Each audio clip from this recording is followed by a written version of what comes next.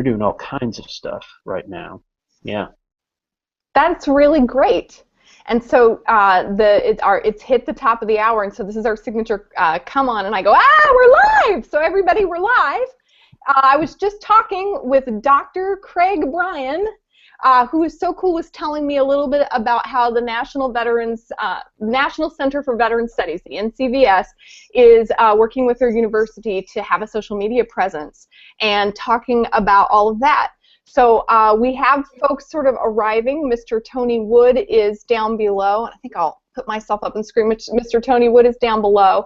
We're hoping that we can bring in Dr. Bart Andrews, who may be sort of joining us midstream. We don't know what's going to happen. It's sort of fun. The unpredictability of this gets a little bit exciting, right? And then also tonight, kids, the bowl of interesting questions is here. It's in the house.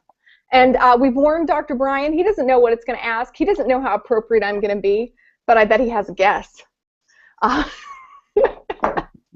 And while we're waiting for everyone to say hello, we're going to give Dr. Bryan just a second to tweet out hello to everybody at the top of the hour.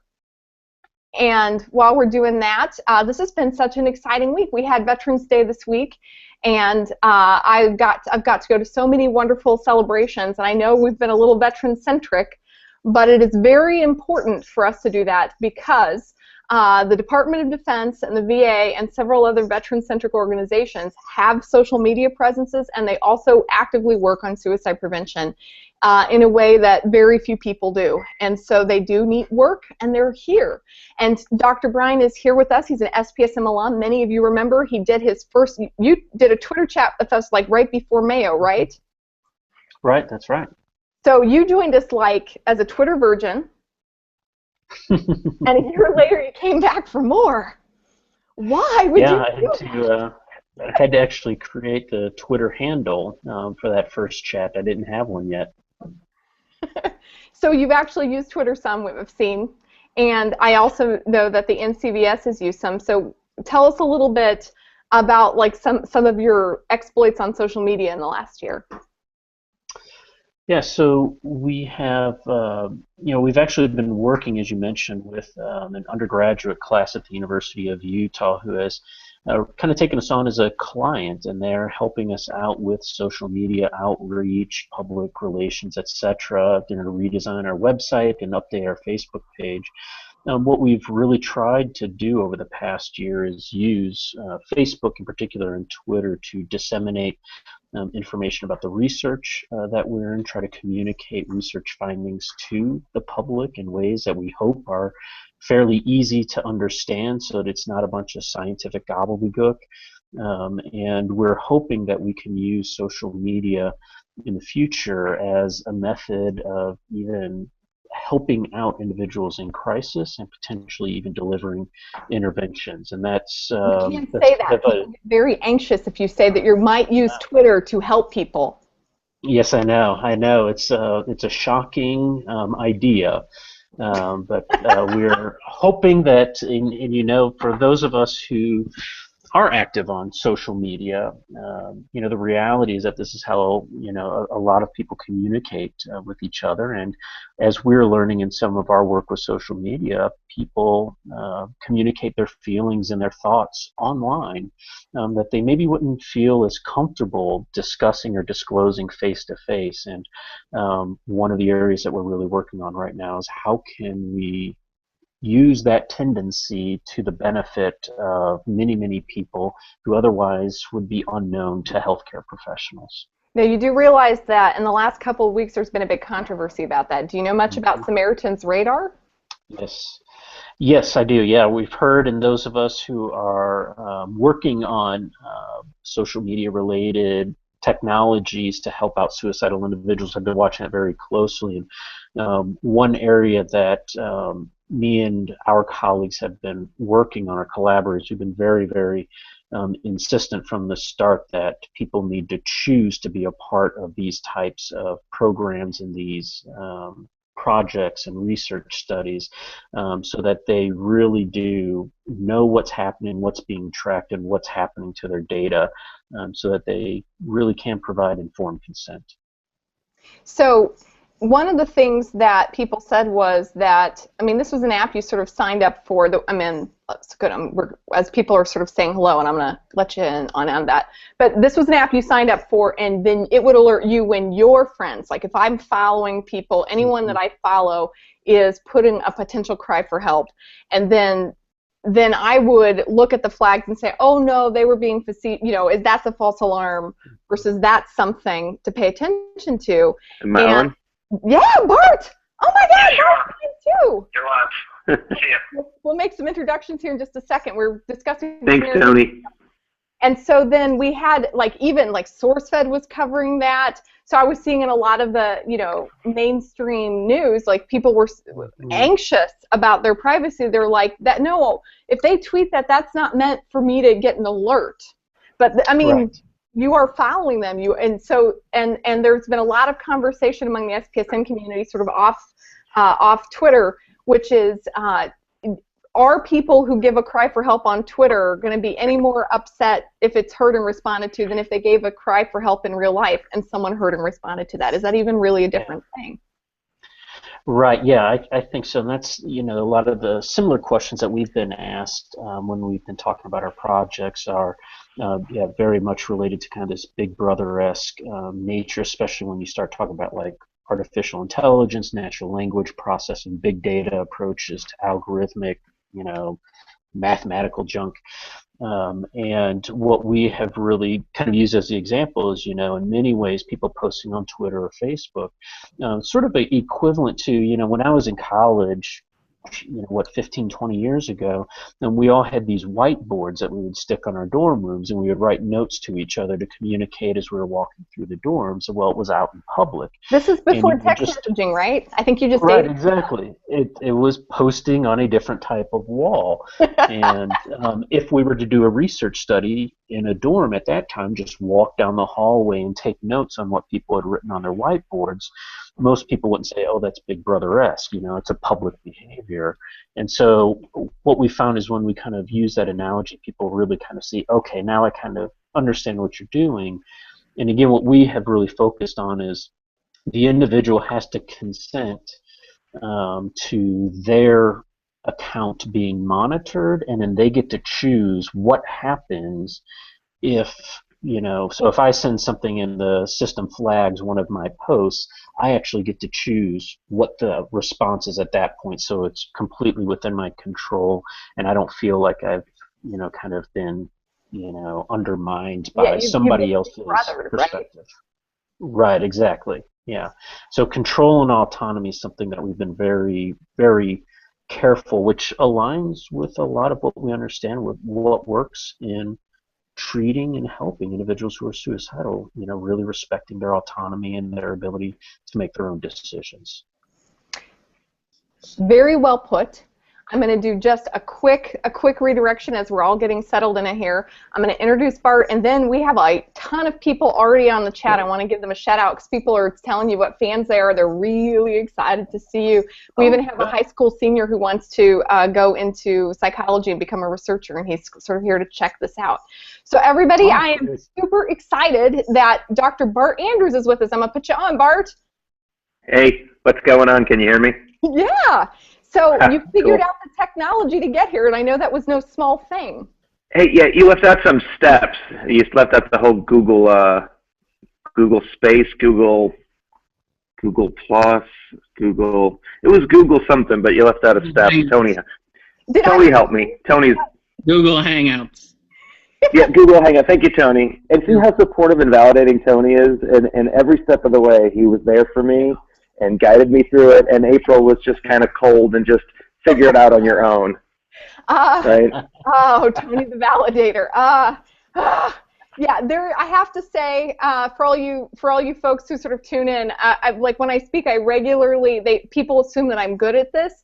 In fact, without all of my tech assistants, Tony Wood is sort of the unsung hero that makes sure that things run as they should, because it is entirely possible that I'm a little fruity about all of this. I'm just so excited to be here that there are some things that don't quite happen like they should for me. But I'm excited that you're here. Did you see that Dr. Craig Bryan made it? Yeah, I did, and it was cool hearing him talk about There was so much feedback on Twitter about radar, and I was following that really closely, and it was interesting how quickly it shut down, right? So it was actually kind of a social phenomenon all in itself, the reaction to it, and how quickly the opposition galvanized and got the whole thing shut down. So that was very interesting to watch. Yeah, because it wasn't just the community of people at risk. It was also if it was just the people who use social media. So if YouTubers, for example, were really discussing this, and they're like, now wait a minute, and these are folks who are younger and who are actively using these tools, and they were like, do these people understand the culture of social media? Because I don't think that they do. Yeah, and one of the things that one of the folks pointed out was that it was a perfect tool for trolls to use if they wanted to harass somebody. So there was any right. So yeah, so some of the folks that were persons with lived experience and concerned about radar kind of made this list of things that it could do, and there were three things that was really interesting. It said, yeah, it could help people that were following people identify people they were following that might have a hard time. Check. Right. What it could do, number two, it could allow trolls to follow people and harass them at their weakest moment. Check. And then it said what it didn't do was allow people who might be experiencing a crisis reach out specifically to a group that they wanted to reach out in the manner they wanted to reach out to. Uncheck. Right. It didn't do that. So that was it was a really cool. It was a really cool summary of some of the challenges from the folks that felt like they were being targeted by radar, and that was it was nice to see people take ownership and speak their mind, and I think it was well intentioned, but the community reaction was really quite intense, and it shut down pretty quick. What do you think about all this, Dr. Bryan? Yeah, I think, like I said, I mean, we were kind of watching along closely, trying to see how this would all play out, given some of our own work and hopes for the future. And I mean, we're working on some projects now where we are hoping to kind of show scientifically that social media can be a very useful strategy for identifying individuals who are in distress and even potentially mapping out the emergence of suicide risk over time, which I think would have a lot of implications not only for a prevention standpoint, but I think it'll help out the clinicians as well, because I think there's a lot of overlap in their concerns about how do I know if someone is getting healthier, how do I know if they're getting worse in the course of treatment, and we might be able to provide some clues based on what we see in social media. Ah, that was excellent. I want to do a really quick shout out. I can't get everybody, but we have Andrew, aka Nurse Friendly, is here with us, who's one of my favorite folks from healthcare social media land. We have Linda Langford, who says she's just a huge fan. We have Marshall, who is our senior in psychology, is interested in what you do, Dr. Bryan, so he's here to learn. We have Jonathan Singer, Amelia Latos, Atos84. We have Bill Schmitz, Wild Bill Schmitzy, Desiree Stage, who is wanting to know where our pirate hats are, and I'm trying to get my pirate hat to come on, and it's not coming on. And I admit I'm not sure what I'm doing here, Des. I apologize. It's not working, and I can't figure out why. Phil Rogers is saying, hey, he says, so he was saying something like, we need more Dr. Rogers and less Dr. Phils in the world. Melanie Jarvis is here, and and I want to let you know. And you might want to comment about this a little bit. We have someone really cool here, Dr. Bryan. His name is Carl Dunn, and Carl Dunn runs the borderline personality disorder chat. It's which I've gone to. It's a really, really well-run chat for people who experience borderline personality disorder, and they discuss their DBT and using their skills and their issues in treatment. And I wondered if you might talk a little bit about, I mean, some of the research that you're doing has to do with suicide prevention interventions that have some similarities or overlap with DBT. Yeah, so we actually just recently finished a large treatment study, and the results have been accepted for publication in the American Journal of Psychiatry, and we're hoping within the next few months those will be released to the public and will be fully published. And basically what we found in the study was that we have reduced suicide attempts by 60% in active duty military personnel. Whoa. receive a very brief, it's approximately 12-session outpatient psychotherapy. And the components of this particular therapy, we've called it brief cognitive behavior therapy, are very similar to DBT. There's a lot of focus on how to manage one's emotions, how to solve problems effectively, even when you're really distressed and not sure what to do, and also how to change how you think about yourself, and how you think about others and how you think about life so that it's a more balanced and less judgmental, less negative or derogatory uh, kind of perspective. A lot of the soldiers we were working with, were just very, very harsh and critical towards themselves, had a lot of guilt and shame about things, and we, in essence, were teaching them how to be a little more kind, and a little more gentle with themselves, and how to not sort of go overboard in criticizing their mistakes, and their perceived faults. So, I mean, that's an interesting cultural shift. If you're telling soldiers to be less self-critical, Hmm. how's that go Yeah, down? yeah, it actually it goes down quite well, actually. What we found was that a lot of the guys and women that we were treating were carrying a lot of shame with them, oftentimes from very early in their life or before they had joined the military. And they had learned, I'm no good, I'm a failure, I'm worthless, I deserve punishment, etc. And so in some ways, yeah, the military culture kind of, reinforces that because you get yelled at a lot, and you're constantly told what you've done wrong. And what we had to do was just teach them what are, how can you be told in a system that you're constantly doing something wrong, but that doesn't mean that you're a bad person, and how to separate sort of the system from me as an individual. And we found that actually they responded, they understood it, they got it quite quickly, and we were seeing very rapid improvements, typically within just a few weeks of starting therapy. Okay, so I have to apologize. I have to duck out briefly. There is a tornado warning. Nice. Cool. I'm not even kidding. Tony, can you? There's some messages to return for Craig. A little bit about tracking suicide risk. Some people are also wanting to know how we've achieved a 60% drop in suicide risk. I'm just going to go check a couple of things, make sure that I'm not going to die, and I will be right back. Yeah. Okay, that sounds good. So one of the ways that we kind of accomplished that is, we really founded the therapy on the question, well, why do people want to kill themselves? Why do they try to kill themselves? And some of our assumptions were that individuals, when they become distressed, they struggle to generate options. They really have a hard time seeing, good things that might happen to them in the future. And so a big part of the treatment is teaching people how to remember good things in your life, and then kind of reminding them that these good things might happen to you again. And so, interestingly enough, train we train soldiers how to live a life that's worth living, so that they can enjoy things and they feel like they have more control over their thoughts and their feelings, which previously they kind of felt were these things that just happened to them and there was nothing that they could do about it. Fascinating. Dr. Foreman, are you back? I am. We're good enough for right where we are, and everybody, the evacuation plan is all in place, and everybody has done emergency preparedness because I'm from Kansas, so I think we're cool. And Dr. Bill Schmitz, I did not run for cover.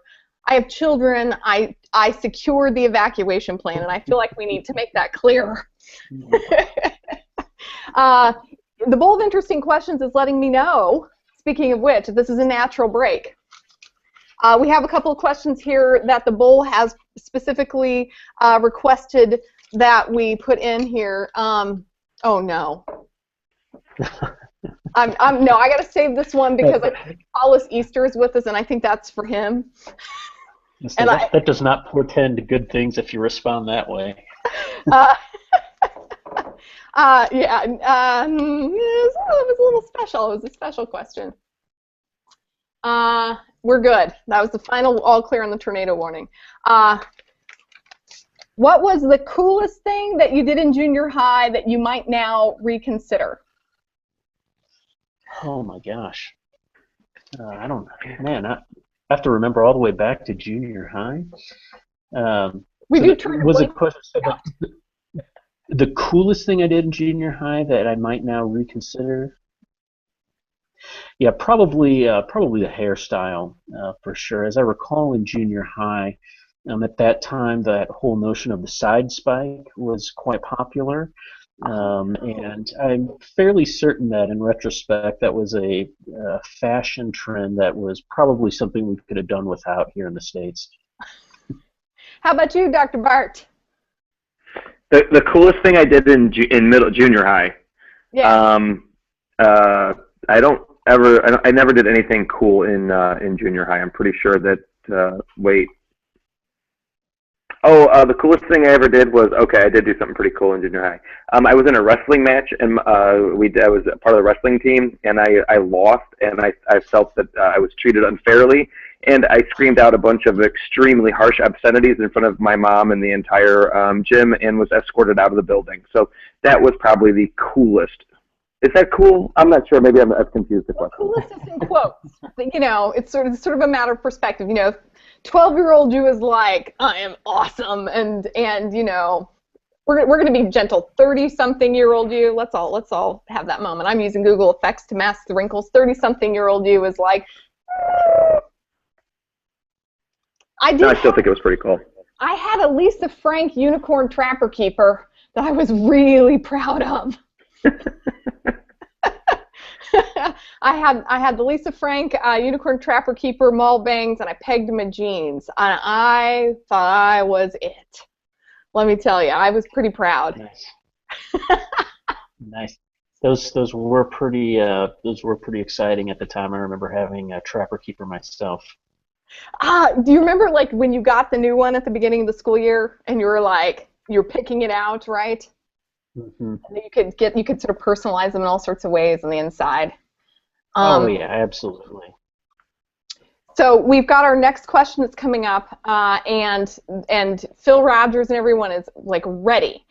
They're wanting to ask about some of your recently published new research on suicide risk in military service, and I know we've talked about it a little bit, but I'm really curious if you could, you know, unpack for our folks in social media like what you have been researching and why we should care about it.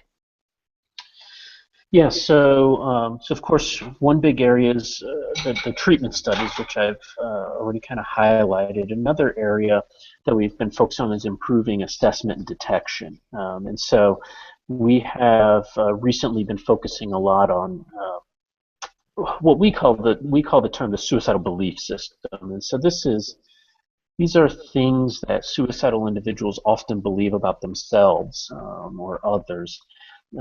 That aren't necessarily true.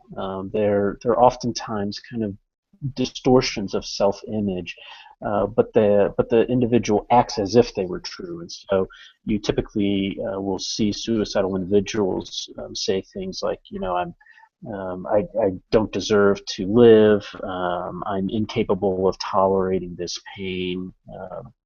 You know, no one could ever understand what I'm going through.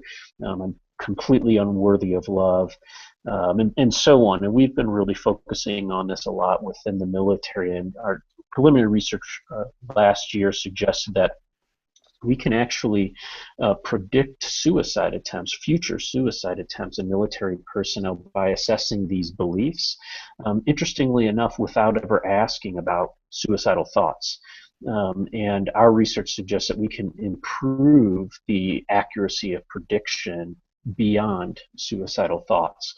So that's led us down a whole new research direction. Is a big part actually of our work with social media right now. And our assumption, kind of the working model, is that people say things and they think things about themselves, but most people, when they're at risk, don't necessarily think I'm going to kill myself, and they aren't going to communicate that intent to others, but they verbalize these other sort of really negative self-critical statements, and it comes out, and I'm no good, I'm worthless, terrible, broken, etc.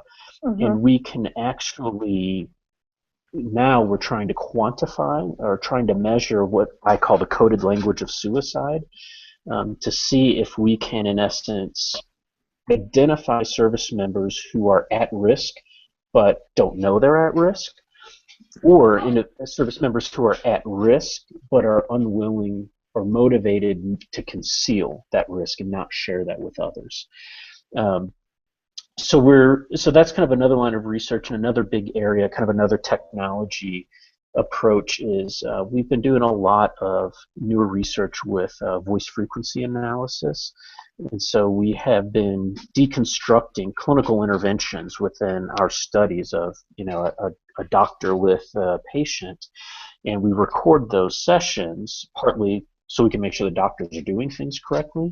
But what wait a minute. we're starting to do, novel idea, and what Are you we've started to saying that do we is, might not always be giving effective treatment? I would definitely say that. Way to go! It's true. Anyway, go ahead.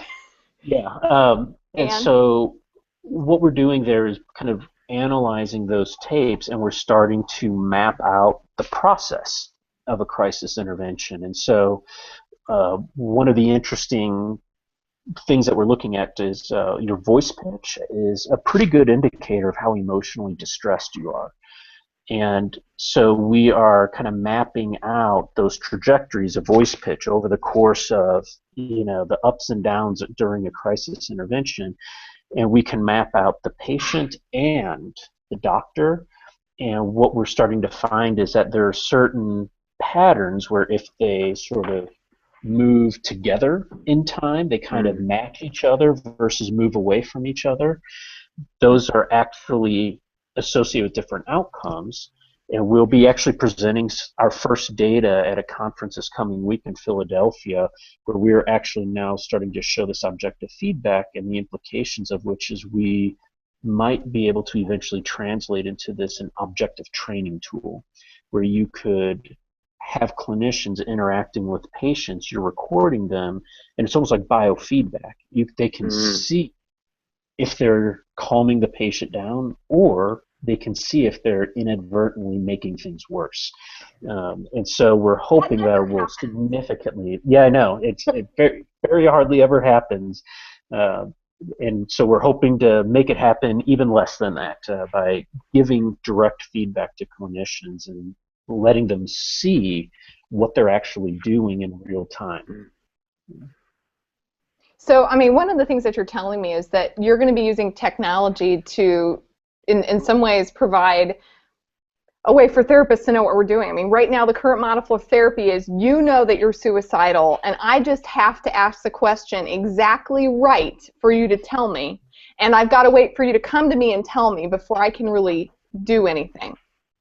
And I have no real feedback about whether or not I'm being helpful, and I have no way to know. So I may be held very liable and very accountable for someone getting better, as I should be as a provider, without a lot of a lot of ways working blind.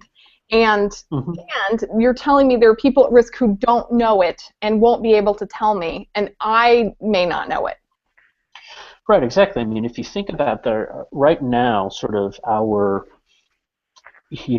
best approach to doing risk assessment is to ask someone, are you thinking about killing yourself? And that's a good question to ask. I think we need to ask that question. The limitation is, of course, right at that moment, that person might not be thinking about killing themselves. And so there's others have published research, for instance, that those who are highest risk actually experience the most fluctuations. So they go up and down, up and down, up and down very quickly. And so if you ask that question, are you thinking about killing yourself, while someone is in one of their valleys, they'll say, no, I'm not. And they're being honest with you. But what we're starting to find out with these other approaches, like I said, using this coded language of suicide, is that maybe you can still detect that they're at a higher level of risk, even if at that moment they are not acutely suicidal or they're not in a current crisis. We have a question, or we have a post from one of our favorite guys, Mr. Carlton, that I introduced you to earlier, and he's asking for you to sort of speak to a life worth living and developing meaning in life, and what interventions you're studying that are about having a meaningful, worthwhile life. Yeah, so this is actually kind of a big area of interest of mine, is this notion of meaning in life. And so one of the interventions that we do, one of the many interventions we do in our therapy, is what's called the Reasons for Living list. And what we do is we ask the soldier, why have you not killed yourself yet? What keeps you alive? And a lot of times it's very common for them to say, well, nothing, I don't have any reasons for living. And we typically respond to that as like, well, that can't be true, otherwise you'd be dead. Soldiers don't come to doctors and say, I'm going to kill myself, if they don't have a reason for living. You expect something's going to happen. Mm-hmm. And so we have to help them to remember what those reasons for living are, and then we have them imagine that. It sounds kind of silly, but what we do is, after we've identified the reasons for living, we have them close their eyes and they tell us a story with as much detail as possible about these good things in their life. And in essence, what we do is we train them how to remember what's worth living for. And we do this over and over and over and over again until it becomes second nature. And we're finding now, so the current study that we're doing is looking at this in those crisis moments when you have 10 or 15 minutes to make a difference in someone's life. And our preliminary data suggests that asking that question, why have you not killed yourself, what keeps you alive, and then having the soldier mentally rehearse good things in life to imagine it, we're finding that that leads to an immediate increase in happiness and calmness. And the other interventions that don't include that little question, they can reduce depression, anxiety, stress, but they don't do anything for the positive emotion. Okay. And we're starting now that that's actually really important. Being able to enjoy life is a really important aspect of reducing suicide risk. What do you think about this, Dr. Barney Andrews? Do you think, you've taken some leaps about discussing, recovery and what that means, and about having a good life. How does this fit with your sense of things? Well, I think that having folks like Dr. Bryan working on this issue with such insight and understanding has given me a lot of hope. What's really interesting is a lot of things that he's describing are already built into the Living Works Assist model, right? Hearing people's story about suicide, their reasons for dying and their reasons for living, and connecting that to purpose and meaning in life, and doing that with care and respect. I think that's amazing, and it's great. I think that some key things he's hit on that are just so powerful is the sense that that people with lived experience around suicide intensity, are whole persons, and we need to address the whole person, and that building joy, building hope, and operationalizing. How do we operationalizing building positive affect and building hope, and those sorts of things are just so powerful. That idea of just trying to remove the negative without and helping build the positive, I think is why a lot of treatments when working with folks, particularly in crisis, can fail, because people are so focused on the negative and not building on the positive. The other thing that I think Dr. Bryan has hit on that is so key is that so much of graduate training is intellectual training and knowledge-based training, and there is not nearly enough behavioral training, videotaping, and lots of feedback about your behavior and how the folks that we're working with are responding to our behavior. And I think that that's really important, that we're starting to measure and look at how does our behavior impact the folks that we're working with. So I think this is just amazing, and what a treat to be on this chat. Can you and Dr. Bryan maybe talk a little bit? I think a lot of people don't understand how therapists are currently trained, which is, because I did do a lot of videotaping, for, years during graduate school. And then, I had a supervisor then give me feedback, and it was fairly subjective and inconsistent, Mhm. and you don't have patient feedback. I mean, I became a much better therapist when I started seeking patient-specific rated scaled patient feedback every session, but that was something that I had been coached to do long after I was licensed, and should have probably done in graduate school. Like, can you guys explain what we currently do and what this research that Dr. Bryan's doing is saying we should do differently? Well, I think there's a wide range. I mean, I don't know that there's any sort of one common model. There are some programs that I think do an exceptional job of training future clinicians, and then there are others for whom there's a lot to be desired. But I would say probably more, I would say the majority of programs are kind of similar to actually what your experience was. It was what many of us experienced when we went through graduate school, where you didn't necessarily talk specifically about suicide. And you didn't necessarily receive training in how to interact with suicidal patients, and the justification for that was because you're too junior, so you don't have enough experience, and those are too complex of cases.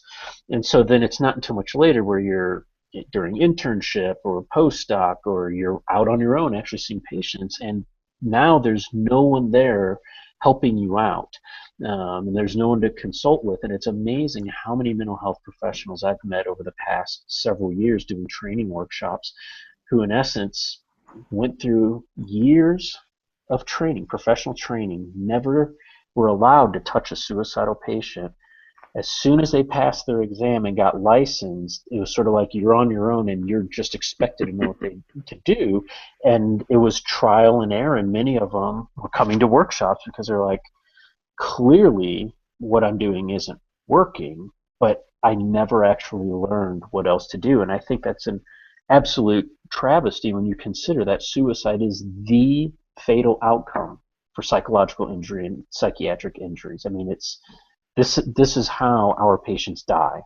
And by and large, the majority of training programs in our nation still don't routinely teach future clinicians how to handle these issues. I mean, you're also saying that one of the differences is that you're seeking out patient feedback, even biofeedback, like stuff where the patients aren't even saying anything subjective, to let you know, is this, you know, are we building, when I do this intervention, do they feel less depression, and or do they feel more hope? Do they have less autonomic arousal? I mean, you're getting a lot of data about if you do X, patient experiences Y. Oh yeah, it's now well established within mental health, that tracking patient outcomes leads to better outcomes. Patients recover faster, Mm-hmm. and interestingly enough, there's a small group of patients who would otherwise be designated as non-responders to Mm-hmm. treatment. If you do routine assessment and provide feedback to the patient, uh, there's a proportion of the so-called non-responders who start to respond. And yet there's still a large number of mental health professionals for whom the perspective is, it's timely, or too time intensive. Patients don't want to fill out these forms. It's disruptive to the therapeutic alliance. All of these excuses that unfortunately get in the way of improving clinical outcomes. You were getting a very specific, like non-goofy question from the Bowl of Interesting Questions, and the Bowl of Interesting Questions wanted to Okay. know, says, Dr. Bryan, you know, regarding your research, who's the audience for your research? Is your research really for the average person to consume, or there's some specific people that you're aiming your information and your results toward? Um, I would say that we are directing our research to multiple audiences, and we try. I don't know if we're always successful, but we try to tailor the language and how we present our research to those different audiences. So obviously, if we're speaking to scientists, we talk about methodology, measurement, reliability, validity, all those types of things. But my personal opinion is I really want even non-scientists, non-professionals to really understand the implications of the research, because I think it makes us better mental health consumers. I think it reduces mental health stigma, and I think it helps people to just understand and appreciate the scientific process in general. I'm definitely biased, but I really believe that it's through science that we will find the most effective solutions to prevent suicide, and I need non-scientists. I need my mom and my dad and my friends who are not researchers to get that and to appreciate that, so that they are also more likely to do things that work and avoid things that don't work, or in the worst case scenario, make things worse.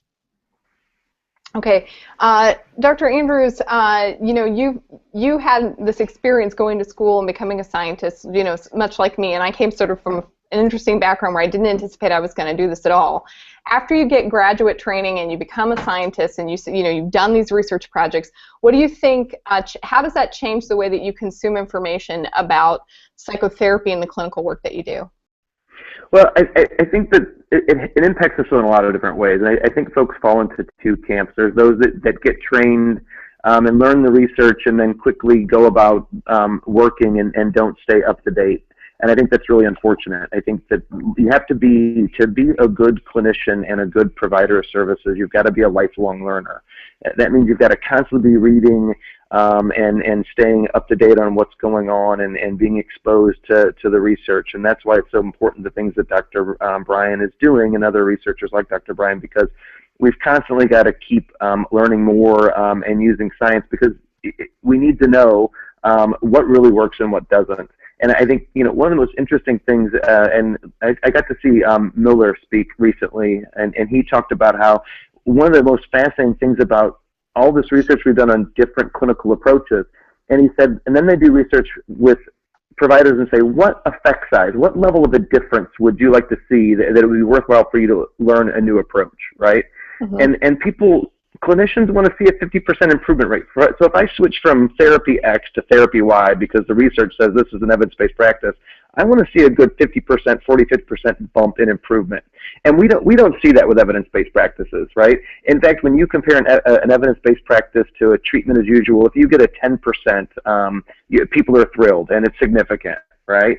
And what's really interesting is that we're not looking at the underlying variables of human change. What's consistent across therapeutic endeavors? What are the things that drive the relationship and help people heal regardless of the therapeutic approach? And that's some of the things that Dr. Bryan is talking about.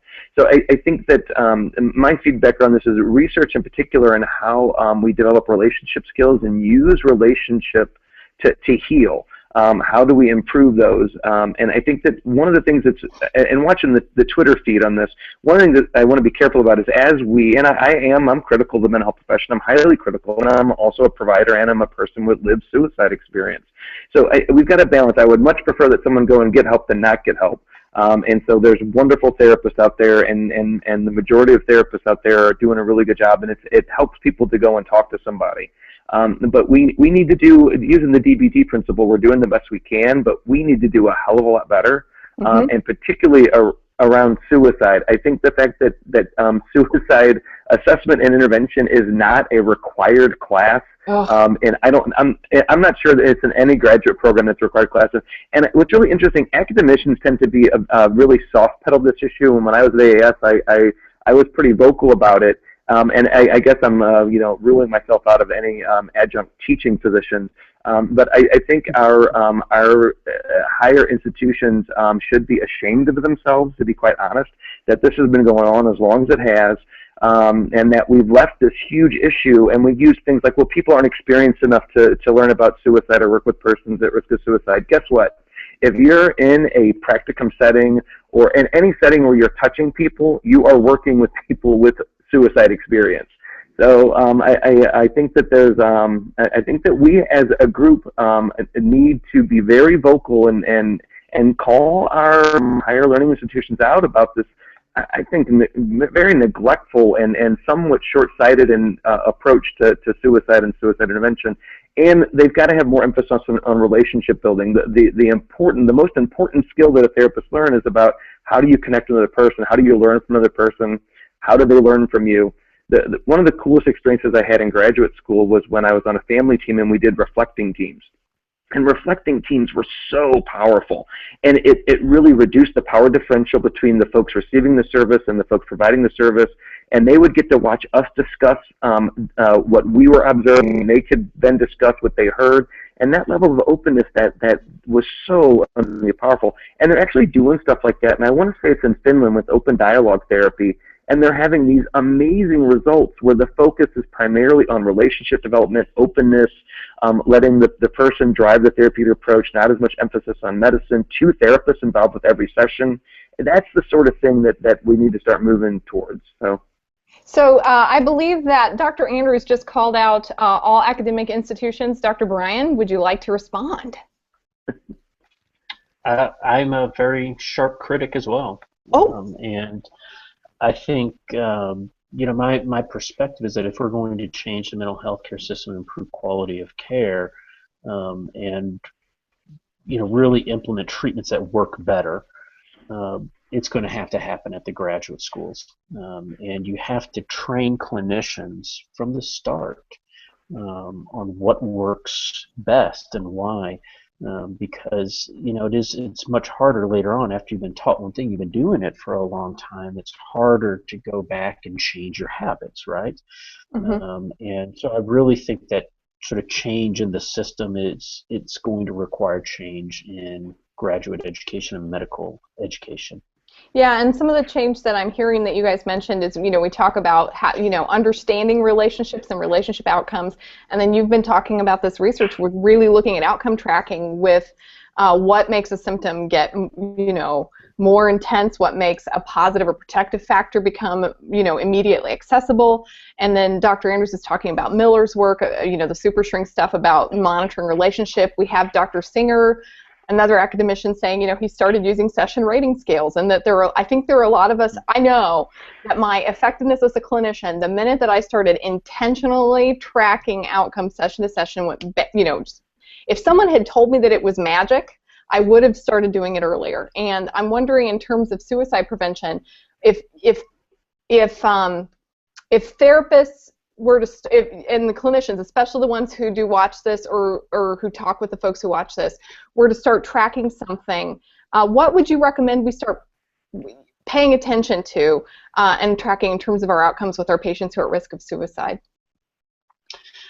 I mean, it's actually, you don't have to do a whole lot. So when I was in full-time clinical practice, I just used a very brief 20-item symptom checklist. It was kind of a generic. It wasn't specific to any disorder, but it assessed depression, anxiety, suicidal thoughts, substance use, relationships, and I would use that with actively suicidal patients. And what I would do is just each time I met with them every week or however often we were meeting, we would administer that brief questionnaire. It took them like 3 minutes to fill out. I would enter it into my computer, and it would automatically tabulate the scores, and it would, chart out a graph. And so we could see if they were getting better, if they were getting worse, if things weren't changed. And we included that so that when we were doing interventions like the ones I was describing before, for instance, if I had done the reasons for living list the week before, I might look at their scores and say, so you're getting better this week. What happened in the past week? Well, I practiced that reasons for living list. Well, now we have objective data that doing this intervention actually helps and actually works. Likewise, if things were getting worse, then I say, well, what happened? We're not heading in the right direction this week. And that's where we might find out that there were new stressors, new triggering events, new problems, which might require me to take a step back and say, okay, instead of forging on ahead, let's take a moment to problem solve, figure out the crisis, because as I have told many suicidal patients before, I'm not very effective with dead patients. And so I have to keep you alive. I have to take a break every once in a while to manage crises in your life, because I can reasonably, I can't guarantee 100% efficacy, but I'm very confident that I can help you to live a life worth living as long as we can keep you alive long enough for the treatment to work. Yeah. And so I really think that for clinicians watching, it actually isn't much. I mean, just simple checklists: OQ45, BHM20, PHQ9, OQ30. There are all of these options available, and it only takes a few minutes, and it dramatically changes outcomes in therapy. We have one more question to pull out for you, and they've already started answering this one. You guys are doing awesome. I wish we could do a whole session just on outcome tracking and technology because, as you know, Craig, I am like super passionate about that. But before we do this, supersonic hearing or X-ray vision? Supersonic hearing or X-ray vision? Oh, I'm going to go with X-ray vision. It's only because my vision is so terrible that I could use any advantage that I could possibly hope for here. How about you, Dr. Andrews? I got to go with the vision thing. I just think there's a lot more fun in that, a lot more potential, and I think it'd be a lot more lucrative as well. So like like X-ray to see through things? Yeah. I would want supersonic hearing. I have to tell you, I think it's because I'm nosy. Might be a other issue.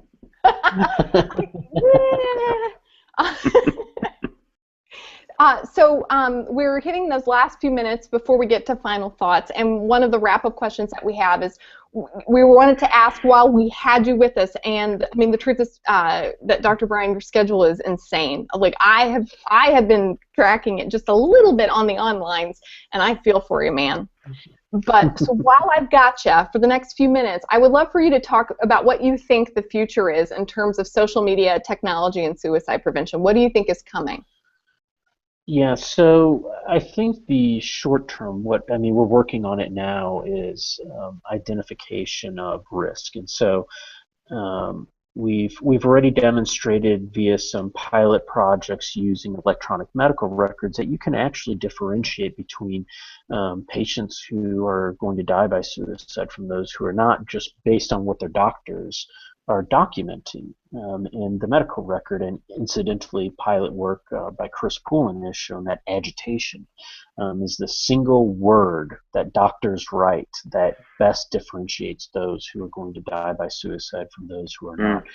We've used the similar technology. It's just natural language processing, computational linguistics, and we're now applying that in the social media sphere to see if we can detect language patterns for the reasons I kind of mentioned before. And we're working on a project now and hoping that in a year or two we might actually have some results where we could actually provide some recommendations from a suicide prevention standpoint. Or here are indicators, here are cues, and where I think what I really suspect this is what we're going to find is it's not going to be any one word or any one phrase. It's going to be combinations of words and phrases that interact with each other so that it's understanding context. And right now, the next step that we're taking is applying new data analytic methods, so new mathematical approaches, where what we are doing is we're looking at how do different things change together in time, and it provides us with a much richer understanding of the emergence of suicide risk than what we would otherwise get using traditional research approaches. And I think that'll be kind of the next step, is using much, much more advanced and sophisticated equations, so to speak, to look at relationships, and we'll find that it's not just depression or, I'm having a bad day or I want to die that in and of itself is predictive. It's going to be those statements within the context of other statements and how they change in certain patterns over time that I think is going to really, really advance our ability to be much more accurate and more helpful in terms of prevention. So I want to give a shout out as you're saying that to someone who's on. Matthew Loxton is on the chat right now, and we've had some conversations with him, and he's talking about a qualitative data analysis tool that he likes to use, where you can. I mean, he even took, for example, the YouTube we did with Richard McKeon, and you can take that content, it makes a transcript, and then that transcript can be analyzed. And you're saying even beyond like a qualitative data analysis, that there's a machine learning component, a big data, a really complicated math component that can tell us fancy, complicated things that our brains just couldn't do without the machine. so we're working on a project now that we're using kind of a qualitative approach, or it's kind of a rigorous qualitative approach where it's human coding, where we are trying to extract meaning from social media posts. And I've been very insistent over the past year or two that we have to have an automated approach because it's like kind of funny. My friends tease me, but it's like I think the machines are going to win on this, and I think it's I because the agree. machine can detect patterns that we as humans, our brains just aren't capable of seeing. But that's not to say that it's all about the algorithm. I really think where we'll need to be, the kind of penultimate solution here, is how do we combine sort of those mechanistic, automated, mathematical approaches that are able to uncover patterns that we can't see as humans, and then we combine that with the human expertise to reach out, help, and intervene with individuals um, to really kind of translate the impersonal to the actual human touch that I think is going to save lives. What do you think about that, Dr. Andrews? I think that it's inevitable that at some point when we're doing treatment, we're going to be hooked up to some smart device that's feeding us data on pattern analysis because the algorithms and the ability to pick up those patterns, but then you've got to find some way to feed that to the clinician in real time or to be able to use it. So there's always going to be a human component, but I think that that's certainly the way we're headed. I think as we get more advanced in those pieces, I think where we need to advance much better and really need to have a lot of discussion about is how do we alter our social context and our social environment, because therapy is only going to impact those folks who make it into therapy, right? And we're never going to get all the folks that we want to into therapy. And I think there's a huge potential for suicide prevention in our culture and in peers and in family and in our relationships that we also need to focus on. If there's some algorithms that can help us with that, I am all on board. But I think we need to have a much broader prevention method other than just this in session with professionals. We've got to get this out to everybody in varying degrees and change. Just like Dr. Bryan was talking about the culture in the military. There was Dennison did a great study recently that was in suicide and life-threatening behavior. It just came out about the social context of suicide. I really believe suicide is a social disease. It always occurs in a social context. And if you can alter someone's social environment, many folks that are at risk, their risk will be reduced. And some folks will always need professional care. There's no doubt about that. But I think if we could alter our social sphere in a much more positive, warm, engaged manner, we wouldn't need so many professionals. So I'm going to big Yeah, brother. I would, I'm going to up the ante. So Facebook did do that. So they took your social environment, this digital place where we're having relationships that we can manipulate, and they did manipulate people's moods. It might be possible for us to do suicide prevention interventions by, in some way, manipulating the digital environment where people are expressing themselves. What do you think? yeah, yeah, I think so. I think one of my, I guess, stock soapbox speeches that I have is that I really don't think the answer to suicide is going to happen in mental health clinics. It's not going to come from training and buying more doctors and building more offices. It's really Yeah. going to come by changing the community's sense of shared responsibility for the well-being of each other. And this is, kind of one issue that really bothers me about our society is I don't think we take enough shared responsibility for the collective good. And it's very easy for us to say, well, what are mental health professionals going to do? What's the military going to do about military suicide? What's the VA going to do about it? And my response to that is, no, what are we going to do about it? This is overwhelmingly a public health problem, and mental health professionals play a role, but that's not the solution. We're hitting the top of the hour, and I'm getting a little choked up, so I'm gonna probably try to crack a joke because choked up at the end of the hour. I mean, what you're basically saying is that everybody's got to be healthier for us to do something about these folks that are dying by suicide, which is a made message. Absolutely. Yeah.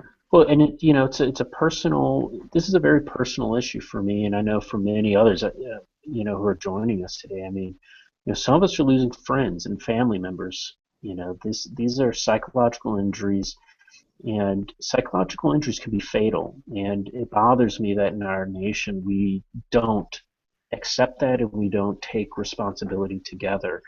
And so I really think that we're going to have to work together. And the good news is that we are now starting to come out. There's an explosion of research. I think the next few years is going to be very important for suicide prevention. It's going to change how we do mental health treatment. It's going to change how we do prevention for decades to come, because we are starting to learn now what works, what doesn't work, and we're starting to understand why it works. And it's going to be, I think we're going to be saving some lives, a lot of lives here in the near future.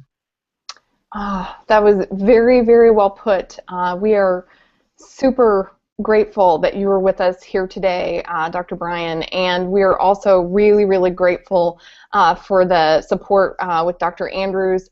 Thank you very much for being with us at SPSM.